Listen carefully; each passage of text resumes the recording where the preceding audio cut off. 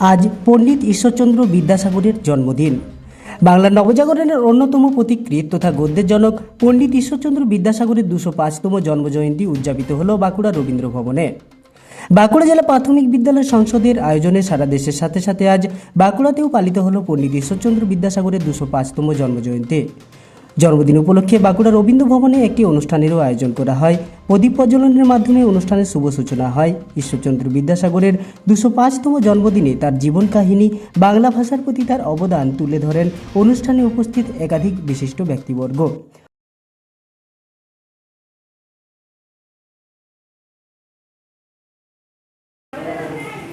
আজকের দিনে ডিপিএসসি এটা সাবেক প্রোগ্রাম। আমরা বিগত কতগুলি বছর প্রত্যেকটি বছরই এই 26শে সেপ্টেম্বর আমরা সকালবেলায় আমাদের ওখানে বিদ্যাসাগরের প্রতিকৃতিতে মাল্যদানের মধ্যে দিয়ে আমরা এটা শুরু করি। তারপরে এখানে একটি সেমিনার হয়, বাচ্চারা, ডিপিএসসির বাচ্চারা নাচ গান এইসবের মধ্যে দিয়ে আমরা এই অনুষ্ঠান উদযাপন করি। আর গত বছর থেকে বসে আঁকো প্রতিযোগিতা আমরা অনুষ্ঠিত করছি।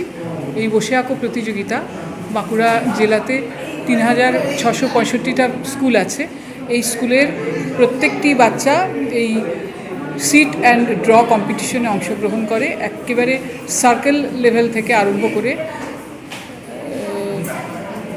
জেলা স্তর, সাবডিভিশন স্তর থেকে জেলা স্তরে এই কম্পিটিশনটা হয়। এবং এই কম্পিটিশনে যারা প্রথম, দ্বিতীয়, তৃতীয় হয় তাদেরকে তো পুরস্কার প্রদান করা হয়ই। আর সাবডিভিশন লেভেলে আমরা 3টে করে পুরস্কার দিই, ABC 3টে গ্রুপে। এবং তার সাথে শিক্ষক, ডিপিএসসি স্টাফ আর এসআই এদের মধ্যেও একটি প্রবন্ধ প্রতিযোগিতা আমরা আয়োজন করি গত বছর থেকে। এবছরও করেছি। এই প্রতিযোগিতাতেও আমরা প্রথম, দ্বিতীয় এবং তৃতীয় স্থান অধিকারীকে স্বীকৃতি প্রদান করি। এভাবে আমরা এই দিনটি পালন করি। বিদ্যাসাগরের জন্মদিনে কতটা গুরুত্ব ছেলে মেয়েদের? বিদ্যাসাগরের জীবনে বিদ্যাসাগর এমনই একটি ব্যক্তিত্ব, মানে যিনি আমাদের জীবনের প্রতিটি ক্ষেত্রে ওতপ্রোতভাবে জড়িত আছে। আমরা যে ভাষায় কথা বলি সেই বর্ণপরিচয়টা তিনি আমাদের জন্য উপহার দিয়ে গেছেন। সেই বর্ণপরিচয়ের পথ ধরে পরবর্তী ক্ষেত্রে রবীন্দ্রনাথ থেকে আরম্ভ করে আজ পর্যন্ত যত শিল্পী, সাহিত্যিক, কবি এবং আমরা যে ভাষায় কথা বলি এই সবটুকুই হচ্ছে বিদ্যাসাগরের দান। নারী শিক্ষার ক্ষেত্রে বিশেষত বিধবা বিবাহ প্রচলন করার মধ্যে দিয়ে বিদ্যাসাগর যে সমাজ বিপ্লব কায়েম করে গেছেন, সেই বিপ্লবের পথে ছেলেপিলেদেরকে যদি কিছুটা অনুপ্রাণিত করতে পারা যায় তাহলে আমরা বুঝবো যে আমরা অনেকখানি করতে পারলাম।